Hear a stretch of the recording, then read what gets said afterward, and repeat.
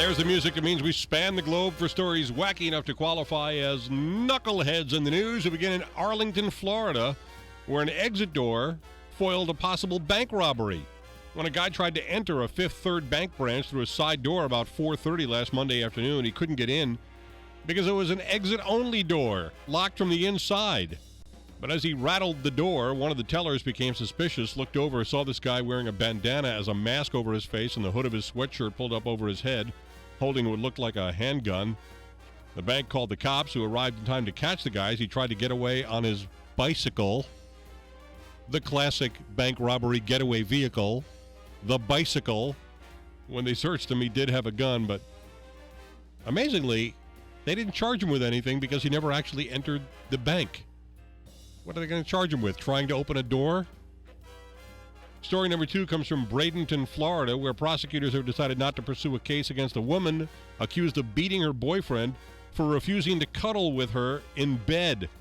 Shavana Rumpf allegedly attacked her live-in boyfriend Henry Price after a night of drinking. The police report said that she became angry with him when he refused to cuddle with her while they were in bed. She allegedly tore his shirt and threatened him with a knife during the ensuing argument. But when he didn't want to testify against her, the prosecutors dropped the misdemeanor battery charge.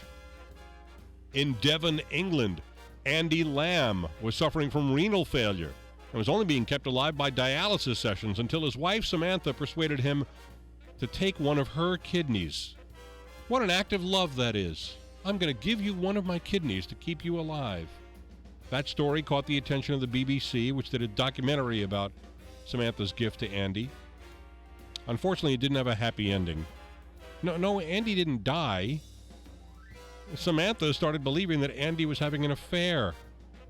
And eventually, she was on him about it so much that he moved his stuff out of their house one evening while she was working the night shift. He also took the TV and the stereo and then mailed her the keys. Now Samantha says she regrets donating the kidney to her husband. She told a British newspaper, "I hate him. If I could, I'd take it back and give it to someone else more deserving. I never wanted her to donate her kidney because it was a big risk," Andy says, but she insisted, "I will always owe her my life. I love her, but our relationship wasn't working. We had big fights and her family never liked me." He also says, despite what Samantha believes, he's never had sex with her friend. Quote, "I just helped her to train the dog," unquote, which may be a British euphemism that I don't understand. Samantha says she's trying to get on with her life, although it's a little bit tough because she still has the scar from where the kidney was taken out to give to her cheating husband. And if that's not a country song, it should be. Story number 4 is from Xi'an, China, where a man discovered his first-class airline ticket could get him more than just a flight.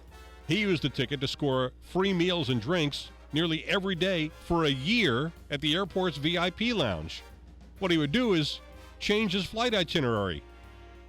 He'd go in, eat a big meal in the VIP lounge, then rebook his flight for the next day, and then go back and eat a big meal in the VIP lounge and then rebook his flight for the next day. He did this more than 300 times. And when the airline caught on, since it was a full-price ticket, he turned it in for a full refund. Nothing they could do. He paid and ate and ate and ate. And we finished today in Chaska, Minnesota, where a small brewery says that plans for aerial drone beer deliveries for Minnesota ice fishing houses are on hold now after running afoul of the FAA. Jack Supple, the president of Lake Made Beer, came up with the plan for using a 6-bladed unmanned craft to deliver 12 packs of beer to ice fishing houses. He even made a YouTube video depicting a test run on Lake Waconia. The video quickly went viral, and the brewery's Facebook page went wild because its fans loved the idea, but Supple says he got some bad news from the FAA, which sent him an email explaining that commercial use of drones not yet permitted in the United States. An FAA spokeswoman told him, "Our concern is the safety of people on the ground and the safety of people in the air." Jack's reply, "I was concerned about the beer drinking necessities of the people on the ground. But if that's the law, I'll follow it. For now."